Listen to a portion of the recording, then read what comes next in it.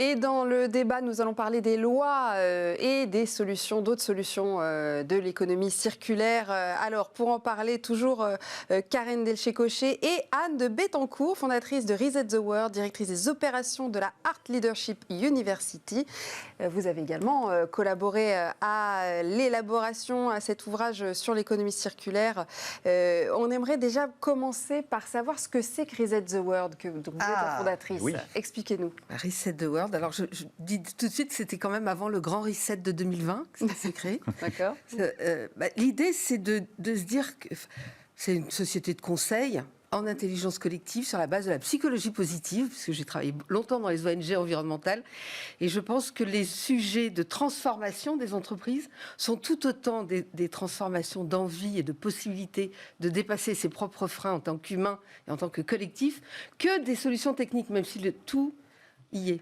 Je donne souvent cet exemple que si vous avez dû faire des sondages en février 2020 en disant est-ce qu'on peut travailler en télétravail, je n'ai pas les sondages, mais je peux les imaginer. Oui, et ils se seront inversés depuis. Et vous voyez le 20 mars 2020 ce qui s'est passé. Voilà. Donc l'idée de Reset the World, c'est en toute simplicité et humilité de se dire que oui, on peut garder le meilleur, parce que le reset, c'est qu'on garde le meilleur, mais on fait un gros reset pour remettre les logiciels à jour. Et alors, dans le livre, vous parlez d'une méthode d'économie circulaire qui s'appelle le cradle to cradle. Qu'est-ce que c'est? Cradle to cradle. Cradle to cradle, dans français, dans le texte.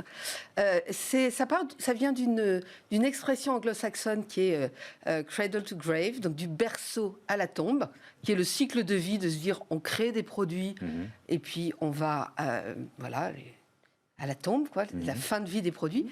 Et le cradle to cradle a été inventé il y a une trentaine d'années par un scientifique, un chimiste et un architecte, pour dire qu'il n'y a pas de raison qu'on ne soit pas capable, comme la nature, dans la nature il n'y a pas de poubelle, qu'on ne soit pas capable dans la nature de créer des boucles sur lesquelles la matière, parce que ce qui a de la valeur dans l'économie, ce qui a de la valeur, c'est la matière.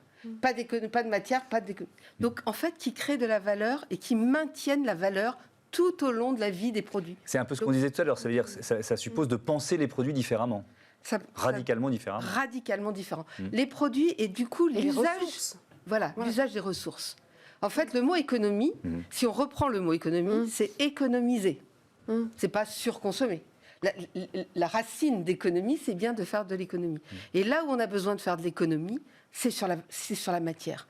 Et du coup, repenser l'usage de la matière dans un produit ou dans un autre produit permet, dès le départ, de le faire. Or, aujourd'hui, il y a des exemples, on peut en citer quelques-uns, peut-être s'appuyer sur Alors, j'aime beaucoup donner l'exemple d'un fabricant de moquettes.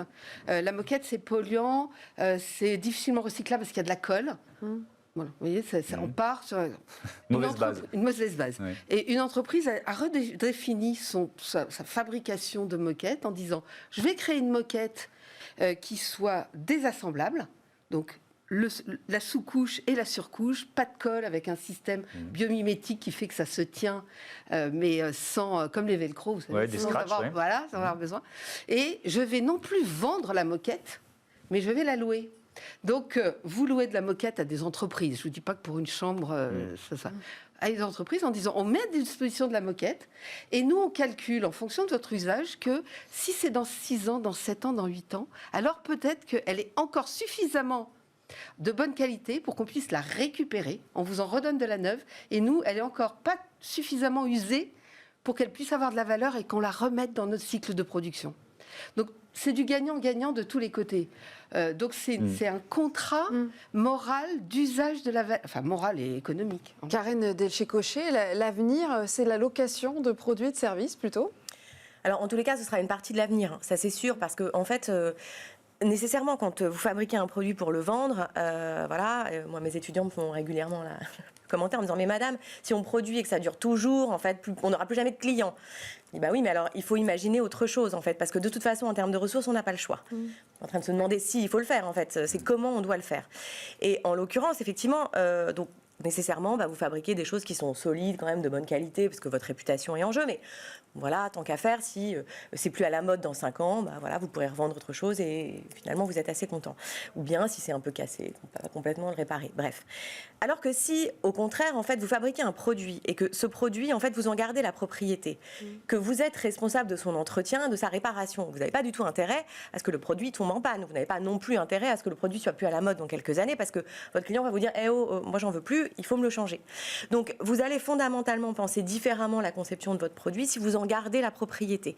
Et ces éléments juridiques sont extrêmement intéressants en fait, à réfléchir parce que ça donne un rapport complètement différent à votre produit. Mais alors justement, est-ce qu'il faut que les lois s'adaptent aussi à cette nouvelle économie, à cette économie circulaire? Mais oui, et c'est bien pour ça qu'en fait, sur les modèles d'économie circulaire, on dit qu'il faut changer de paradigme. Et quand on dit changer de paradigme, ça veut dire qu'on change les règles du jeu. Et dans les règles du jeu, il y a règles, et donc nécessairement, il faut réquestionner la loi. Oui. Ça, c'est sûr. Donc il y a des choses qui sont en train de se mettre en place, clairement, à l'échelle de la France. Mais voilà, il y a encore beaucoup de chemin. On peut peut-être rentrer un peu dans le détail. C'est-à-dire, quelle est la loi aujourd'hui, Anne de Bettencourt, et comment elle pourrait évoluer? Alors, la loi, il y a eu en janvier 2020 une loi dite anti-gaspillage pour une économie circulaire, qui est arrivée en 2020. Donc, en termes de plan de com de la loi, 2 mois avant le confinement, c'était pas idéal. Mais ça, c'est comme ça. C'est comme ça. Cette loi a un gros avantage, c'est qu'elle ambitionne de ne pas seulement faire de la gestion de déchets. C'est-à-dire qu'on a beaucoup de choses dans cette loi sur la réparation, justement sur les locations, sur l'obligation de reprise d'un certain nombre de produits.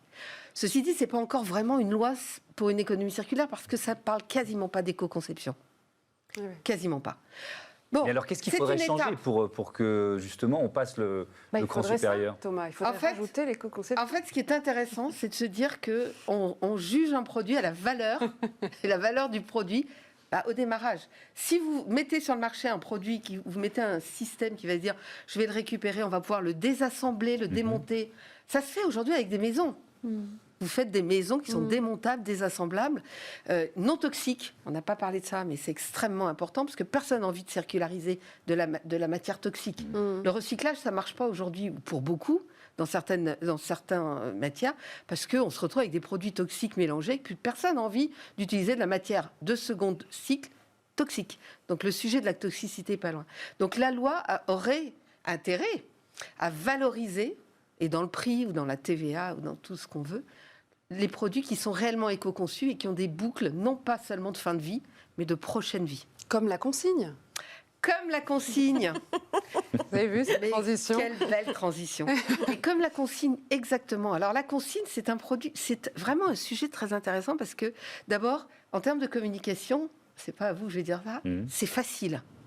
Tout le monde comprend ce que c'est que la consigne. Quand on fait des sondages, tout le monde dit oui, je suis prêt. Je suis pour.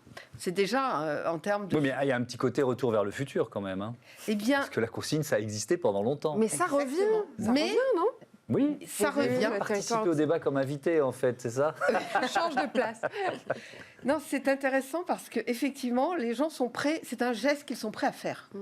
En se disant, oui, je peux contribuer en ramenant des bouteilles, etc.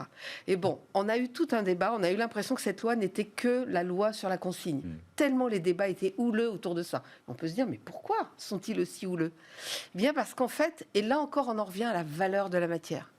Le sujet, c'était de se dire que si on faisait des boucles qui faisaient que le plastique, en l'occurrence, parce que c'était sur la consigne des bouteilles plastiques qui était compliquée, ça revient directement aux producteurs, ce que les producteurs étaient prêts à faire vraiment de façon assez importante.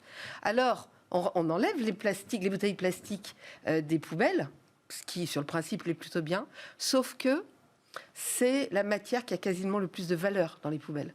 Et donc, les collectivités locales ont dit, oui, mais si vous faites ça, nous, on se retrouve qu'avec ce qui n'a plus de valeur. Et donc, on va être obligé d'augmenter les impôts pour payer Vous voyez, en fait, c'est des injonctions contradictoires. Alors, la loi n'a pas réussi à aller au-delà de ça. On espère que peut-être en 2023, ils devront revenir là-dessus. Mais ce qui est intéressant, c'est de se dire où est la valeur et comment on a du partage de la valeur. Et prendre en compte qu'il y a des modèles aujourd'hui qui se sont basés sur la valeur des de certains déchets. Et donc, comment on fait pour, bien sûr, partager cette valeur, mais différemment?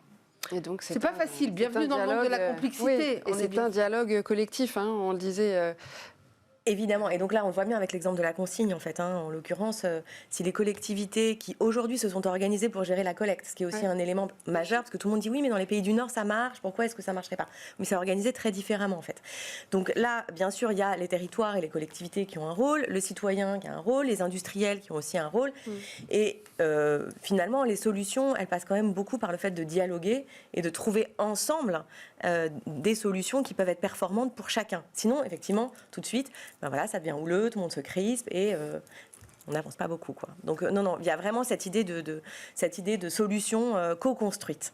Et que l'on peut trouver dans votre livre. Merci à toutes les deux d'avoir participé à ce débat. Je rappelle le titre, Économie circulaire, de la réduction des déchets à la création de valeur. C'est paru chez East Éditions. Voilà, tout de suite, c'est Smart Ideas.